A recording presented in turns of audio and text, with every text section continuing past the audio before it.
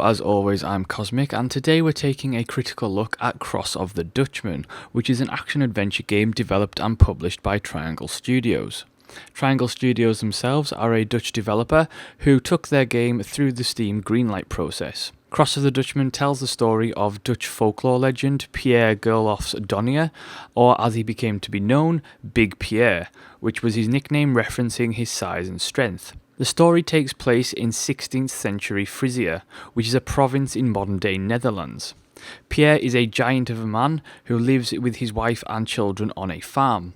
Saxons have been invading and occupying the nearby towns, making the villagers' lives miserable, and thus Pierre becomes involved with a locals' dispute with the Saxons, which then sets off a series of events leading him down a rebel's path. The story itself is based from true events, and while the historical setting is interesting, the actual writing of the narrative does let it down at times.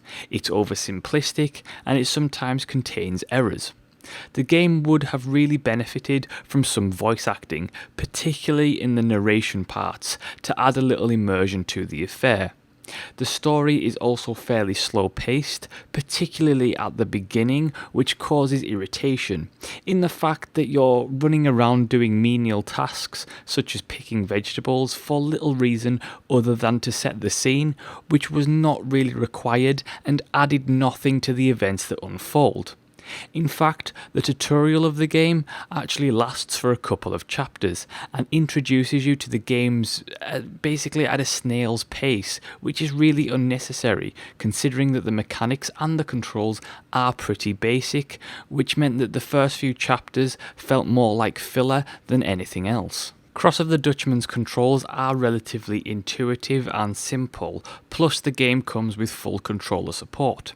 The mouse is used for everything for mouse and keyboard setting, and the left mouse button is used for both movement and attacking, which is odd at first. You must hold down the mouse button over the enemy you wish to start attacking, however should they move, your attack will stop, which does lead to some really clunky fights. Mind you, the keys are rebindable, which does help this problem a lot. Movement is a lot better with the controller, however there is one major drawback with the controller, which is the control input speed, which directly relates to the character animations. On a controller, if you're moving with the thumbstick, you cannot instantly attack. Instead, you have to wait for Pierre to come to a complete stop before the attack will initiate, which often means getting hit by an enemy first, and it becomes very, very infuriating in tougher fights. Pierre has both a health and a stamina bar, and you have a basic attack combo that never changes, as well as a powerful attack that uses up stamina. Pierre will also have access to hand-to-hand combat, as well as the use of a 7-foot sword. In historical text, it was said that Pierre was so proficient with a greatsword that he could decapitate several men in one swing. In the first part of the game, you actually don't have access to the sword, meaning that all of the combat is done via fist fighting.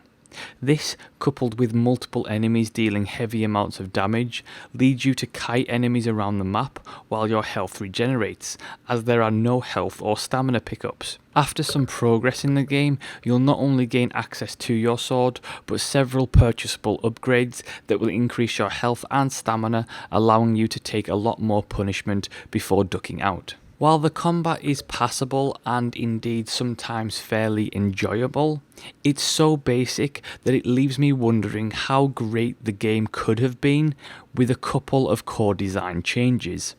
The implementation of combos and a blocking mechanic would have worked wonders for the combat. It would have given it depth, stopped it becoming repetitive, and ultimately stopped the kiting issue. While Pierre can change out his power-up ability via purchasable upgrades, it doesn't actually change much in terms of the combat.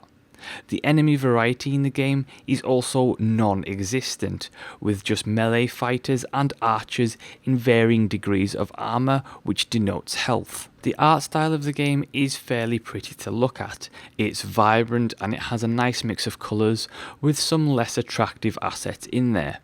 I really like the cartoonish look, mixed with a decent attempt to portray the clothing and buildings of the time.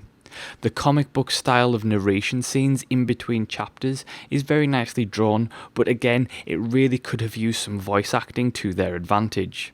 The sound itself, what's there, is good, with a solid, if not limited, soundtrack, but it kind of does the job it needs to, but it doesn't really stand out in any particular way. Triangle Studios in the past have developed games for mobile devices, and this clearly shows in their approach to Cross of the Dutchman. In fact, everything from the UI design to the combat reeks of touchscreen friendly, meaning a mobile port of this game is pretty much on the cards from what I can tell, and while that's all well and good for the developers, what it leaves PC gamers with is a husk of what the game could have been. Not to mention, the game is incredibly short, taking just about 3 hours to complete. In fact, the game only really tells half of Pierre's story, and just as things are starting to heat up in the game, it ends, which was kind of a disappointment from a story perspective, but it was also a relief from a mechanical one. Not only does the game have repetitive combat, but the actual level design, while the levels are okay, there's actually only 3 basic maps that are relatively small, and you have to run back and forth in between the entire game, which becomes very, very boorish seeing the same thing over and over again. I think overall, at a $9 price point, it's difficult to recommend simply because there isn't much there. Don't get me wrong, the game is not bad by any stretch, but I just don't think it meets the standards that it could have. I think that overall it's a big disappointment, and you can clearly see the potential there, and it has potential in both its story and its mechanics, but they need to be developed far more and not just left at a very basic level. I think the game could appeal to history buffs, younger teens, or people who just need a quick hack and slash experience. But other than that, I really cannot see many people walking away completely satisfied from what the game has to offer. It's one of those situations where, if you are interested in the game, make sure you do ample research before making a purchase. And that is my review of Cross of the Dutchman. Thank you so much for watching and listening. Do like, subscribe, and leave a comment, and I will see you next time.